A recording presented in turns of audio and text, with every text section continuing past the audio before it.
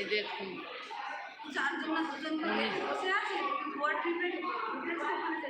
1908 আলিপুর জেলে রাজসাক্ষী নরেন গোসাইকে হত্যা করার ফাঁসি হলো কানাই দত্ত ও সত্যেন বসু।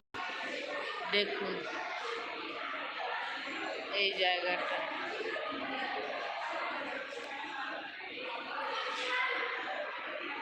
'1908 লোকমান্য তিলকের 6 বছর